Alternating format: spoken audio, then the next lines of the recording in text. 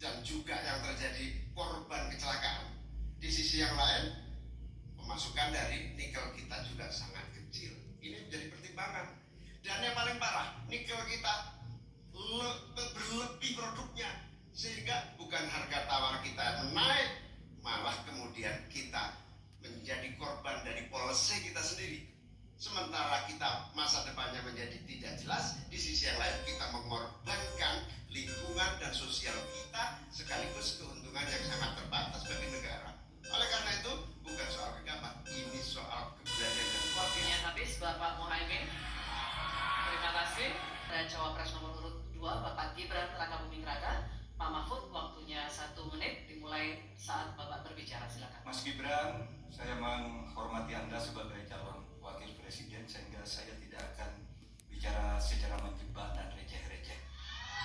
Saudara, pada tanggal 17 Februari 2019, dalam sebuah debat calon presiden, itu Pak Prabowo mengatakan bahwa Pak Jokowi itu menyampaikan tidak akan mengimpor komoditas-komoditas pangan jika nanti terpilih presiden.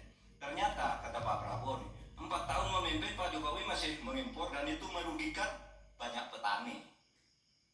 Nanti dicek ya, bahwa itu pertanyaan Pak Prabowo ke Pak Jokowi saat itu. Pak Jokowi bilang nggak akan mengimpor, tapi sampai sekarang kita masih mengimpor banyak. Aduh, Masih mengimpor banyak. Anu jadi bingung nih, mana teman, mana kawan, mana mantan teman.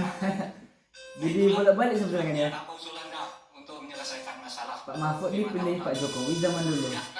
Yang dilawannya sekarang ini anak yang ngangkat dia dulu. Jadi Kami persilakan bolak-balik. cawapres nomor urut 2 Bapak Gibran Rakabuming Raka untuk menjawab. Dimulai saat berbicara, silakan. Sepertinya Prof. Mahfud agak ngambek ya, soalnya saya sudah 2 kali memberikan pertanyaan yang sulit. Carbon capture, greenflation, selalu dikomenin pertanyaan receh. Ya kalau receh ya dijawab Pak, itu loh, segampang itu. Oke, masalah pangan, masalah impor. 2019 sampai 2022 kita sebenarnya sudah Abang sadar nggak bang? beras. Di bajunya Gibran itu ada logo Naruto. Dan ini Iya, Uzumaki. terjadi di sebagian besar di belahan dunia, Pak. Kuncinya sekarang adalah bagaimana kita bisa bekerja sama melakukan ekstensifikasi, intensifikasi lahan di tingkat desa sampai tingkat nasional secara efektif. Pupuk itu kunci. Makanya kemarin ada pabrik pupuk di Fakfak. Ini kunci untuk meningkatkan produktivitas. Lalu mekanisasi. Ini kalau tidak ada mekanisasi, produktivitasnya tidak akan meningkat. Ada combine harvester, ada RMU. Ini wajib untuk meningkatkan produktivitas sekaligus mengurangi food loss atau food waste. Lalu tentu saja kita harus menggandeng anak-anak muda. Misalnya di Jabar sudah ada luas wawasan program kata-katanya. petani milenial. Ya kita juga harus mengedepankan smart farming.